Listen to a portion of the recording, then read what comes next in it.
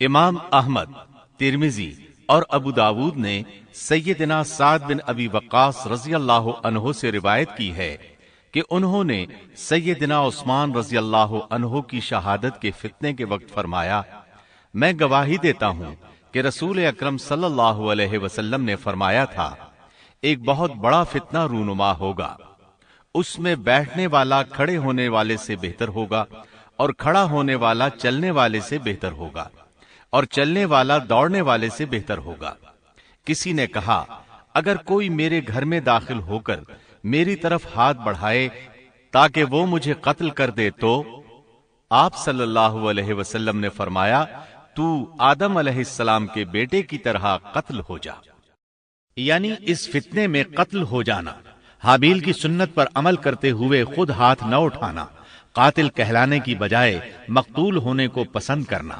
اسی طرح مسند احمد کی ایک روایت میں ہے، رسول اللہ صلی اللہ علیہ وسلم نے فرمایا، دنیا میں جب بھی کوئی ظلم سے قتل ہوتا ہے تو اس کا گناہ آدم علیہ السلام کے پہلے بیٹے قابیل کی گردن پر ضرور ہوتا ہے، اس لیے کہ وہ پہلا شخص ہے جس نے ظالمانہ قتل کی ابتدا کی اور یہ ناپاک طریقہ جاری کیا۔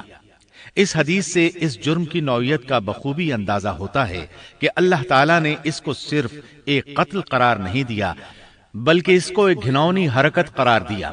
قیامت تک آنے والے لوگ جو اس گناہ کے مرتکب ہوں گے ان کا کچھ گناہ قابیل کے حساب میں ڈالا جائے گا۔ حابیل کو قتل کرنے کے بعد قابیل نے اپنی بیوی کو ساتھ لیا اور دور دراز نرم زمین کے پاس جا کر رہائش پذیر ہو گیا اور آدم علیہ السلام کے سامنے تک نہ ہوا۔ آدم علیہ السلام پہاڑوں کے قریب ایک بستی میں رہ رہے تھے، یہ ان سے بہت دور جا بسا تھا۔ اس طرح قابیل کا آدم علیہ السلام سے رابطہ بالکل ختم ہو گیا اور اس سے ایک نئی نسل کی ابتدا ہوئی۔ فحاشی اور اریانی کو ان کے ہاں عروج حاصل تھا۔ عبادت یہ لوگ اگرچہ اللہ ہی کی کرتے تھے لیکن آدم علیہ السلام کی شریعت کے خلاف بے حیائی کے دل دادا تھے۔ تقوی کی قلت، احکام الہی کی نافرمانی اور فحاشی کا فروغ ان کے شب و روز کا معمول تھا۔ اس کے بعد لوگ دو گروہوں میں تقسیم ہو گئے، شریر اور برے لوگ قابیل کے ساتھ مل گئے اور آدم علیہ السلام کے دیگر بیٹے اور نیک لوگ آدم علیہ السلام کے ساتھ مل گئے۔ آدم علیہ السلام 960 سال زندہ رہے۔ ان کی کل عمر تو 1000 سال تھی لیکن 40 سال کم کر دی گئی۔ سیدنا ابو ہریرہ رضی اللہ عنہ بیان کرتے ہیں کہ رسول اللہ صلی اللہ علیہ وسلم نے فرمایا، جب اللہ نے آدم علیہ السلام کو پیدا فرمایا تو ان کی پیٹھ پر ہاتھ پھیرا، اس طرح قیامت تک جتنے انسان پیدا ہونے والے تھے ان کی روحیں وجود میں آ گئیں۔ پھر ہر انسان کی آنکھوں کے درمیان ایک نور رکھ کر آدم علیہ السلام کے سامنے پیش کیا۔ انہوں نے پوچھا، یا اللہ یہ کون ہے؟ اللہ نے فرمایا، یہ تیری اولاد ہے۔ ان میں سے ایک کی پیشانی کی چمک آدم علیہ السلام کو بہت اچھی لگی۔ انہوں نے پوچھا، یا اللہ یہ کون ہے؟ جواب ملا، یہ تیری اولاد میں سے بہت دور جا کر ہیں، ان کا نام داؤد ہے۔ پوچھا، ان کی عمر کتنی ہے؟ فرمایا 60 سال۔ آدم علیہ السلام کہنے لگے، یا اللہ 40 سال میری عمر میں سے ان کی عمر میں شامل کر دے۔ اس سلسلے میں دوسری روایت یوں آئی ہے، جب آدم علیہ السلام کی روح قبض کرنے کے لیے فرشتہ آیا تو وہ کہنے لگے، میری عمر میں تو ابھی 40 سال باقی ہیں۔ اس وقت ان کی عمر 960 سال تھی۔ انبیاء اپنی عمر سے واقف ہوتے ہیں۔ فرشتے نے کہا، کیا آپ کو یاد نہیں آپ نے اپنی عمر کے 40 سال اپنی اولاد داؤد کو ہبہ کر دیے تھے؟ رسول اللہ صلی اللہ علیہ وسلم نے فرمایا، چونکہ آدم علیہ السلام نے انکار کیا تو ان کی اولاد بھی انکار کی عادی ہے۔ آدم علیہ السلام خود بھول گئے، ان کی اولاد بھی بھولتی ہے۔ آدم علیہ السلام نے خطا کی، ان کی اولاد بھی خطا کرتی ہے۔ حابیل کے قتل کے بعد اللہ تعالیٰ نے آدم اور حوا علیہ السلام کو اس کا نعم البدل عطا کیا۔ اس کا نام انہوں نے شیس رکھا۔ شیس کا مطلب ہے اللہ کا دیا ہوا تحفہ۔ حابیل کے قتل پر آدم اور حوا علیہ السلام دونوں بہت غمگین ہوئے، اس لیے اللہ نے بدلے میں انہیں شیس علیہ السلام عطا فرمائے۔ سیدنا ابو ذر غفاری رضی اللہ عنہ سے مروی ایک صحیح حدیث میں ہے کہ رسول اللہ صلی اللہ علیہ وسلم نے فرمایا اللہ تعالیٰ نے 104 صحیفے نازل فرمائے، ان میں سے 50 صحیفے شیس علیہ السلام پر نازل ہوئے۔ ان صحیفوں میں ایسے قوانین، اصول اور ضابطے تھے جن سے انسانیت کی زندگی منظم ہوتی ہے۔ شیس علیہ السلام نے آدم علیہ السلام سے علم حاصل کیا، لیکن آدم علیہ السلام کا تمام علم وہ حاصل نہ کر سکے، اس لیے کہ آدم علیہ السلام نے بالمشافہہ اللہ تعالیٰ سے علم حاصل کیا تھا، اور بہت سی اشیاء کا علم اللہ تعالیٰ نے انہیں سکھا دیا تھا، اس لیے وہ تمام علماء سے بڑھ کر عالم تھے۔ شیس علیہ السلام نے آدم علیہ السلام سے علوم سیکھ کر لوگوں کو سکھائے۔ لوگوں نے ان سے مختلف علوم، فنون اور پیشے سیکھے۔ انہیں شہروں میں رہنے سہنے کے بارے میں تعلیم دی، دن رات کے حسابات سے انہیں آگاہ کیا اور انہیں بتایا کہ کن اوقات میں وہ اللہ کی عبادت کریں اور عبادت کے طریقے انہیں سکھائے۔ احادیث میں اس کی وضاحت ملتی ہے۔ امام احمد رحمت اللہ علیہ بیان کرتے ہیں کہ ابو زمعہ سعدی کہتے ہیں کہ انہوں نے مدینے میں ایک شیخ کو لوگوں سے کلام کرتے دیکھا تو ان کے متعلق پوچھا، یہ کون شخص ہے؟ لوگوں نے بتایا کہ یہ ابی بن کعب رضی اللہ عنہ ہیں، بڑے صحابہ میں ان کا شمار ہوتا ہے، تمام مسلمانوں سے بڑھ کر قرآن اور اس کی تفسیر کے عالم ہیں۔ ابو زمعہ فرماتے ہیں کہ ابی بن کعب رضی اللہ عنہ اس وقت یہ واقعہ بیان کر رہے تھے کہ جب آدم علیہ السلام کی وفات کا وقت قریب آیا تو انہوں نے اپنے بیٹوں سے فرمایا، میرا جنت کے پھل کھانے کو جی چاہتا ہے۔ جنت کے پھل دنیاوی پھلوں جیسے ہی ہوتے ہیں، سیب، انار، انگور، یہ سب جنت میں موجود تھے۔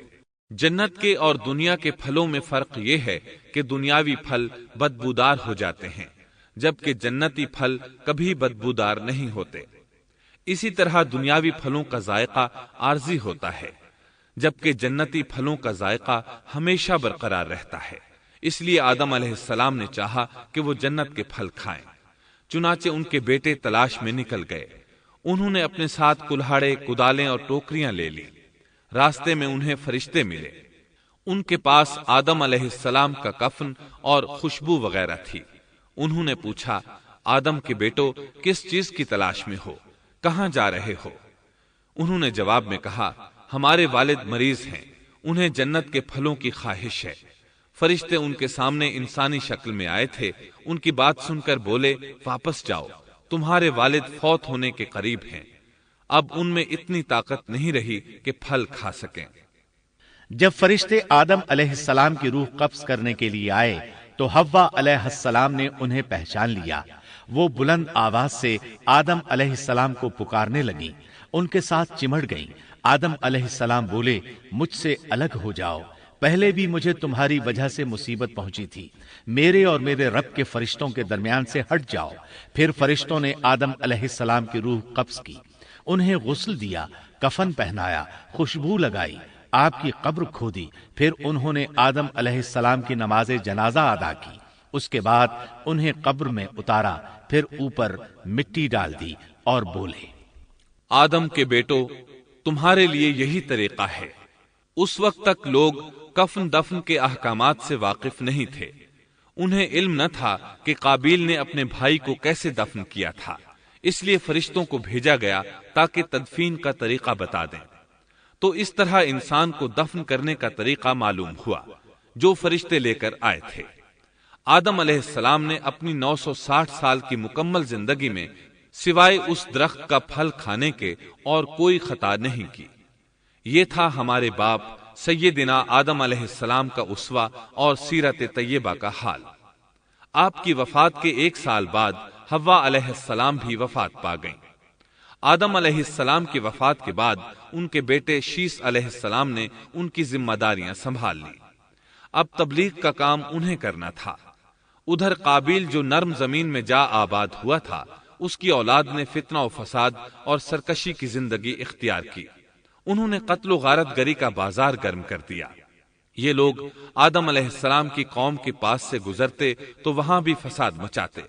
ابن عباس رضی اللہ عنہما سورۃ الاحزاب آیت 33 کی تفسیر کرتے ہوئے فرماتے ہیں، وَلَا تَبَرَّجْنَ تَبَرُّجَ الْجَاهِلِيَّةِ الْأُولَى पुराने जमाने की जाहिलियत की तरह अपने बनाव का इजहार ना किया करो।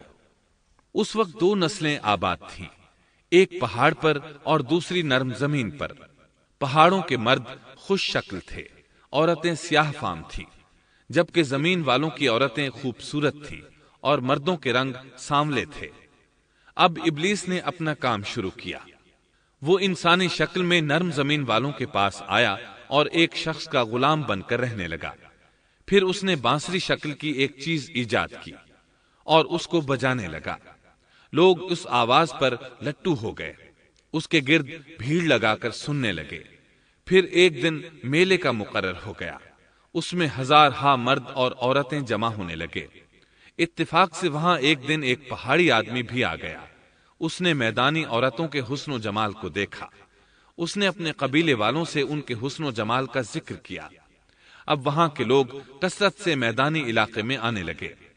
इस तरह आहिस्ता आहिस्ता मर्दों और औरतों में इख्तिलात बढ़ा। बदकारी और जिनाकारी आम हुई, जबकि ये सब काम शीस अलैहिस्सलाम की शरीयत में हराम थे। ये सब बयान करने के बाद इब्ने अब्बास रजी अल्लाह अन्हुमा कहते हैं, अल्लाह ताला के कौल ولا تبرجن تبرج الجاهلية الأولى की यही तफसीर है और कदीम जाहिलियत से यही मुराद है, क्योंकि उन लोगों ने जमीन में एक अजीम फसाद और इंतशार बर्पा कर रखा था। शीस अलैहिस्सलाम अपनी कौम के लोगों को समझाते रहे कि वो इन शरीर और फसादी लोगों के साथ मेल जोल न रखें, लेकिन शैतान मुसलसल उन्हें वरगलाता रहा, यहां तक कि शीस अलैहिस्सलाम के साथ बहुत थोड़े लोग रह गए और काबिल की कौम में बहुत इजाफा हो गया। लोग यूं ही जिंदगी बसर करते रहे, यहां तक कि अल्लाह ताला ने उनमें इदरीस अलैहिस्सलाम को मबूस फरमाया।